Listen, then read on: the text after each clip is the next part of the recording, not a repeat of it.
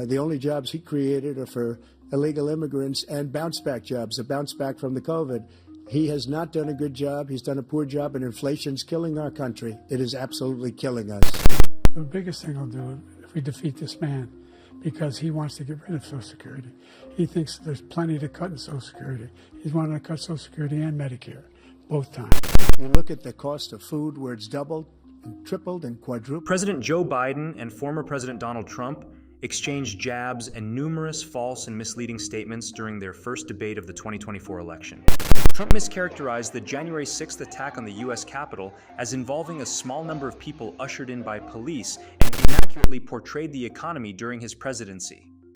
Biden, though more prone to exaggeration than outright lying, misstated the cost of insulin and exaggerated Trump's comments on using disinfectants for COVID-19. Here's a breakdown of their false and misleading claims from Thursday night. But when they see what I did for criminal justice reform and for the historic... Madam Speaker, the Vice President. 5 to 50 be advised, Capitol Police 1 advised they're trying to breach and get to the Capitol. They talk about a relatively small number of people that went to the Capitol and in many cases were ushered in by the police. That's false.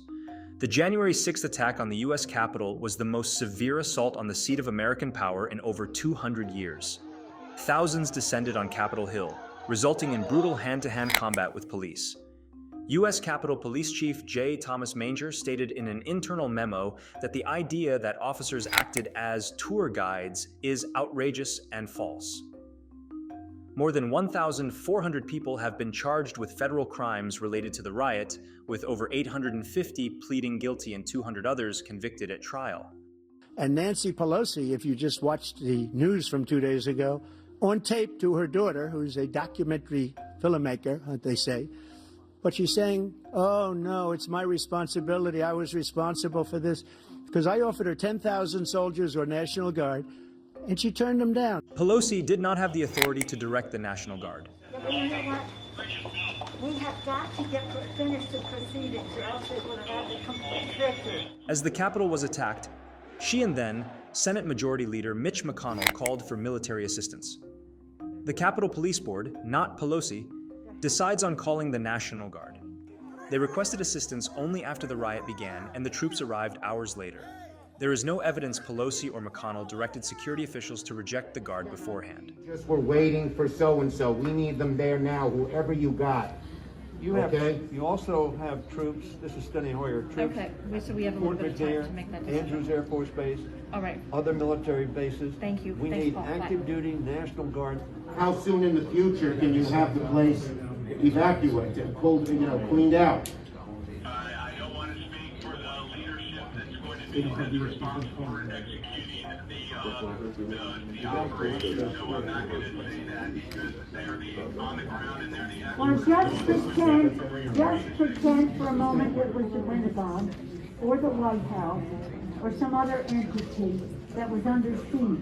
And let me say, you can logistically get people there as you make the plan.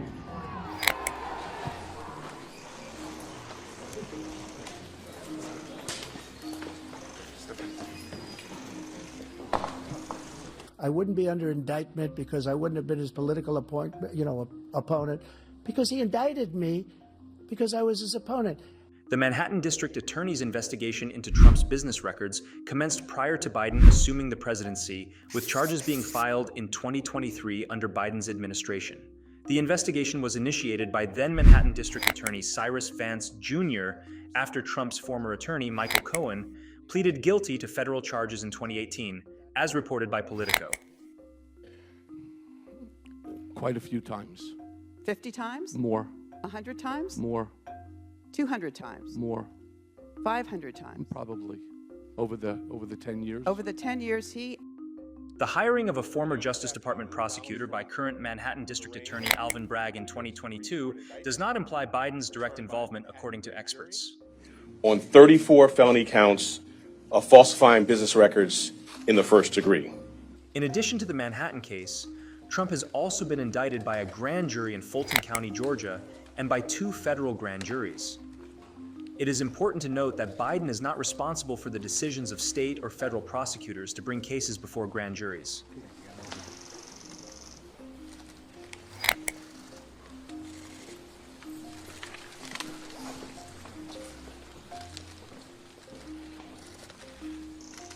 They're putting them on Medicare. They're putting them on Social Security. They're going to destroy Social Security. This man is going to single-handedly destroy Social Security. These millions and millions of people coming in, they're trying to put them on Social Security. He will wipe out Social Security. He will wipe out Medicare. Claiming that immigration will undermine Social Security is incorrect. Social Security's financial challenges primarily result from a worker shortage relative to beneficiaries. While immigration alone won't solve all of Social Security's fiscal issues, experts suggest that increasing the number of immigrants in the U.S. could enhance the worker-to-beneficiary ratio for potentially several decades, thereby prolonging the program's financial stability.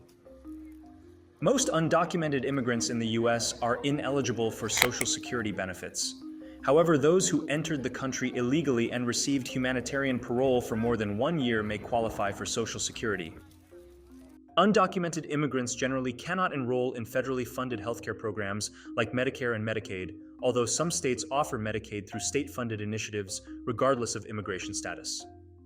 Emergency Medicaid remains available to immigrants irrespective of their legal status. Tonight at 11:59 p.m. Eastern Time, the pandemic-era Title 42 public health order will end.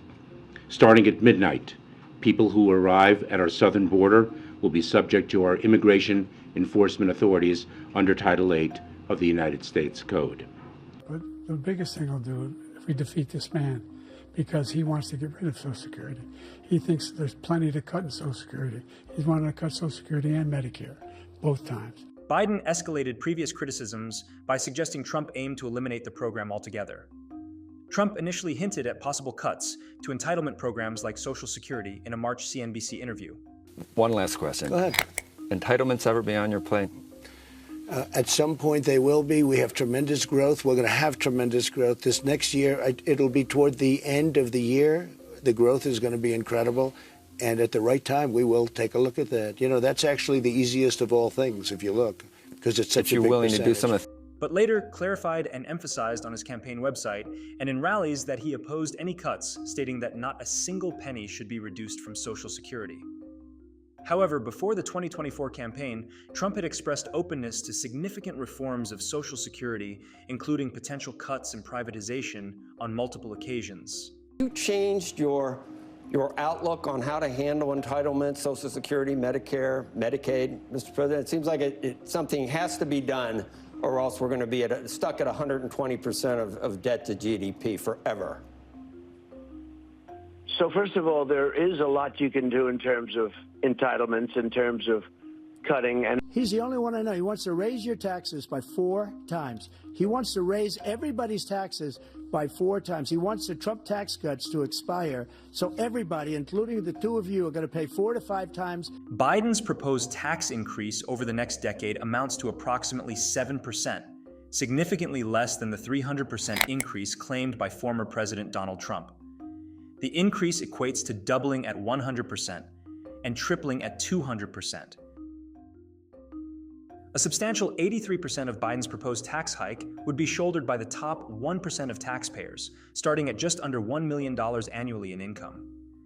For taxpayers earning up to $60,400, average yearly taxes are expected to decrease, while those earning between $60,400 and $107,300 would see an average annual increase of $20. On January 6th, we were energy independent. On January 6th, we had the lowest taxes ever. We had the lowest regulations ever. On January 6th, we were respected all over the world. All over the world, we were respected. And then he comes in, and we're now laughed at. We're like a bunch of stupid people. Federal income tax rates have fluctuated since their inception in 1913. Taxes were lower in the 1920s, and while Trump did cut taxes, they weren't the lowest in history. Similarly, although Trump reduced some regulations, the overall regulatory environment has grown as the country modernized.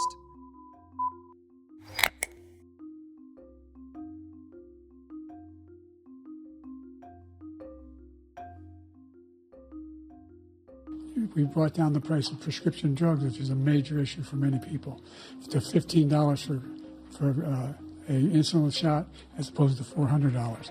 This isn't entirely correct. The 2022 Inflation Reduction Act capped out-of-pocket insulin costs for older Americans on Medicare at $35, and some drug makers lowered prices to $35 for most privately insured users. However, Biden often overstates the previous cost, which averaged about $450 yearly for those with Medicare or private insurance.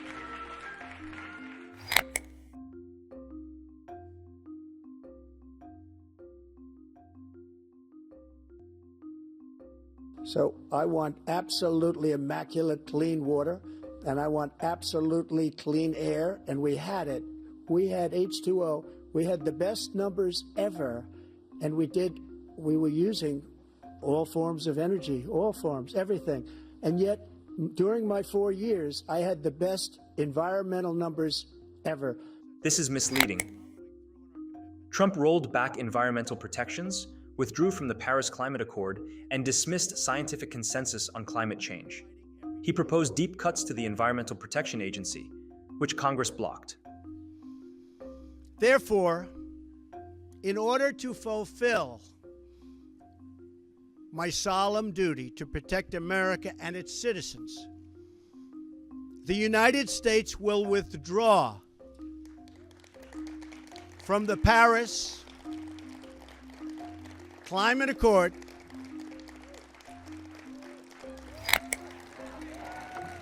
Thank you.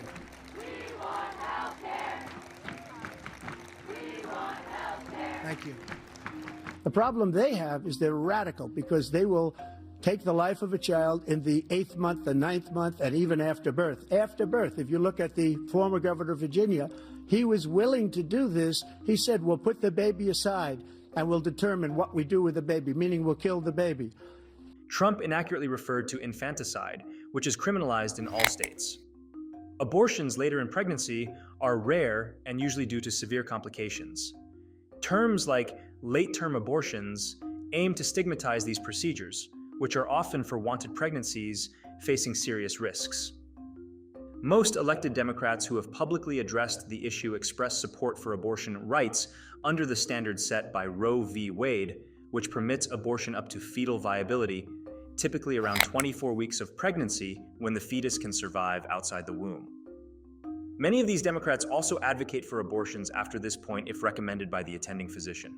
According to medical experts, abortions in the 3rd trimester resulting from fatal fetal anomalies or life-threatening emergencies affecting the pregnant woman are extremely rare, accounting for less than 1% of abortions in the U.S. for fetuses with very short life expectancies.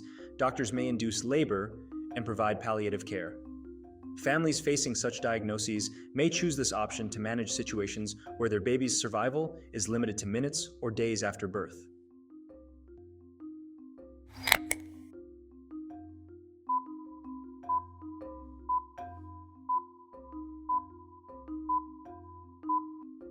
Before I take office, I said by literally as soon as I win the election, I will have that reporter out. He should have had him out a long time ago, but Putin's probably asking for billions and billions of dollars because this guy pays it every time. There's no evidence Biden pays ransom for hostages. Trump likely referenced a deal where frozen Iranian assets were transferred to secure detainees, but no money goes directly to foreign governments.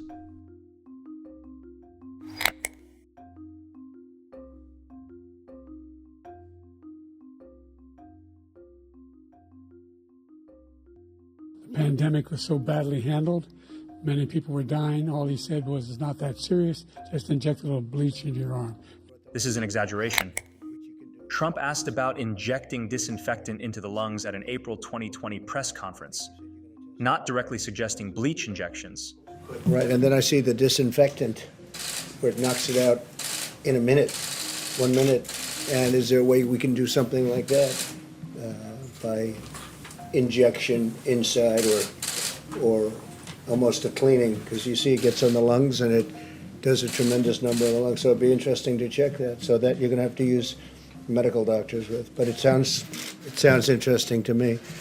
So we'll see. But the whole concept of the light, the way it kills it in 1 minute, that's pretty powerful.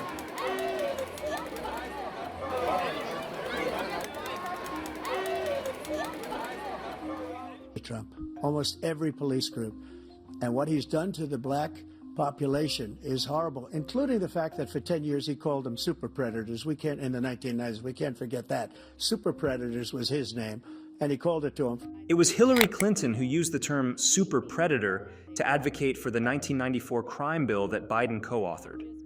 Biden warned of predators in a floor speech supporting the bill. They're called super predators. No conscience, no empathy. We can talk about why they ended up that way.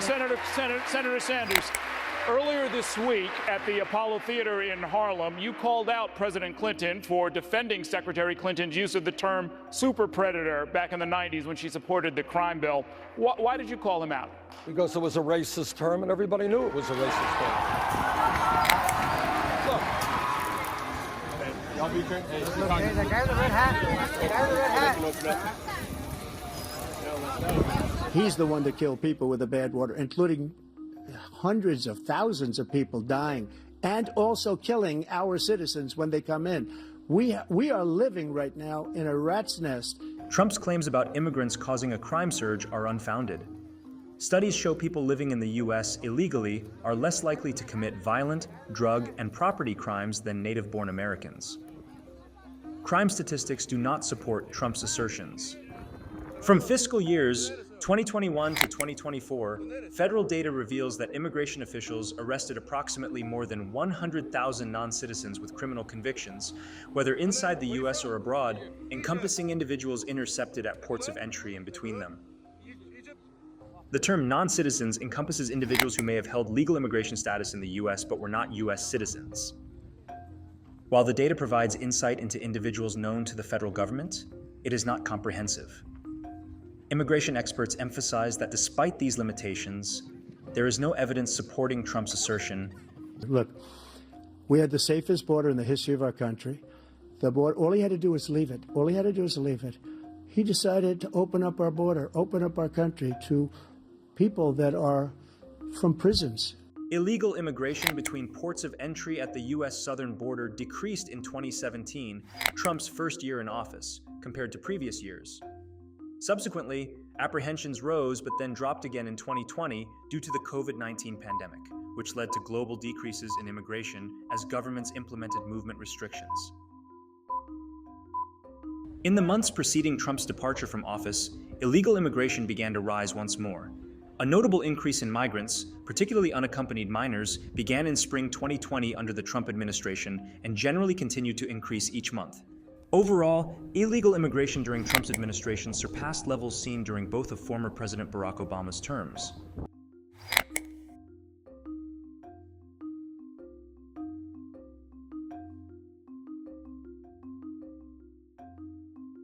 We have the greatest economy in the history of our country. We have never done so well. Everybody was amazed by it. Other countries were copying us. The pandemic caused a massive recession during Trump's presidency. Economic growth averaged 2.67% in his first 3 years, lower than during Bill Clinton's presidency. Unemployment rates were low under Trump, but the labor force participation rate was higher under Clinton and Biden. Low gas prices and mortgage rates during the pandemic were due to economic stabilization efforts, not Trump's policies. He caused this inflation. I gave him a country with essentially no inflation. It was perfect. It was so good. All he had to do is leave it alone. When Biden took office, year-over-year inflation stood at approximately 1.4%, influenced by the ongoing economic challenges of the COVID-19 pandemic, which persisted as a significant threat at that time. As pandemic conditions improved, consumer demand surged, yet supply chain disruptions, exacerbated by Russia's invasion of Ukraine and subsequent increases in gasoline prices, contributed to inflation peaking at 9% roughly 18 months into Biden's presidency, marking the highest rate in about 4 decades. Economists generally agree that Biden's coronavirus relief plan, the American Rescue Plan, contributed to inflation by injecting additional funds into the economy during a period of supply constraints. However, they do not attribute high inflation solely to Biden's policies. Your predecessor had a chance to act, but he didn't have a commitment to you or the courage to stand up to his own party to get things done, dismissing and ignoring the forgotten people he promised to help. Remember how he's going to help working class folks? But tax cut for the wealthiest Americans. They had no trouble passing that. They passed a $2 trillion tax cut, not a penny of which was paid for, increased the debt by $2 trillion. The vast majority of people making the top 1% of income, the biggest corporations, and their biggest cheerleaders in that $2 trillion tax cut. I promised you I'd be the most pro-labor, pro-union, pro-worker president in history, and there's another promise I'm going to be keeping as well. So let me tell you something. There's no other place I want to be than right here with the workers in this room and the workers that built America. I see you, I hear you, and I'll always have your back, I promise.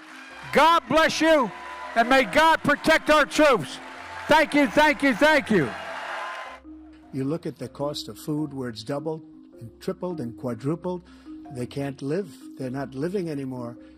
Under President Joe Biden, food costs have risen more rapidly than during any of his 5 most recent predecessors. However, the 21% increase in food prices under Biden's administration falls well short of Trump's claim of quadrupling costs, which would amount to a 300% increase, over 10 times larger than the actual rise.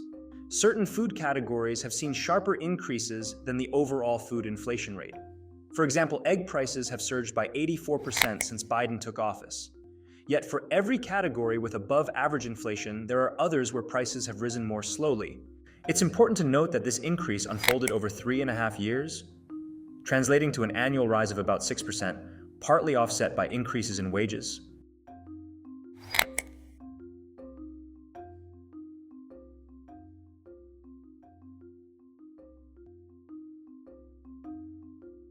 The only jobs he created are for illegal immigrants and bounce-back jobs, a bounce-back from the COVID. He has not done a good job. He's done a poor job, and inflation's killing our country. It is absolutely killing us. Since Biden took office in early 2021, the number of employed foreign-born Americans has increased by approximately 5.6 million. However, during the same period, the number of employed native-born Americans has risen by nearly 7.4 million. Given the larger population of native-born Americans, this represents a percentage increase of about 22% for foreign-born Americans compared to 6% for native-born Americans. It is important to note that not all employment gains among foreign-born Americans, nor all employment gains overall, are attributable to migrants here illegally. The category of foreign-born Americans includes individuals born outside the U.S., including those who have legally resided in the United States for decades. By June 2022, employment levels under Biden's administration had surpassed their pre-pandemic levels. Since then, the U.S. economy has added an additional 6.2 million jobs.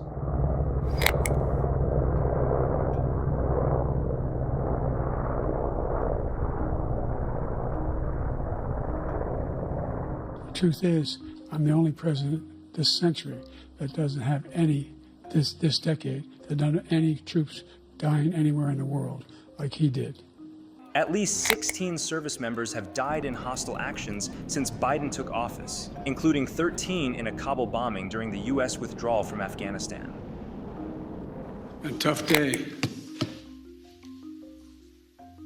This evening in Kabul, as you all know, terrorists attacked that we've been talking about and worried about, that the intelligence community has assessed, has undertaken an attack by a group known as ISIS-K. Took the lives of American service members standing guard at the airport and wounded several others seriously. The truth is, I'm the only president this century that doesn't have this decade, that doesn't have any troops dying anywhere in the world like he did. I'll tell you what happened. He was so bad with Afghanistan. It was such a horrible embarrassment, most embarrassing moment in the history of our country. And so he's got no love lost, but he should have fired those generals. No general got fired for the most embarrassing moment in the history of our country, Afghanistan, where we left billions of dollars of equipment behind. We lost 13 beautiful soldiers, and 38 soldiers were obliterated. And by the way, we left people behind, too. We left American citizens behind. And as far as Afghanistan is concerned, I was getting out of Afghanistan, but we were getting out with dignity, with strength, with power. He got out. It was the most embarrassing day in the history of our country's life. Our military doesn't respect him. We look like fools in Afghanistan.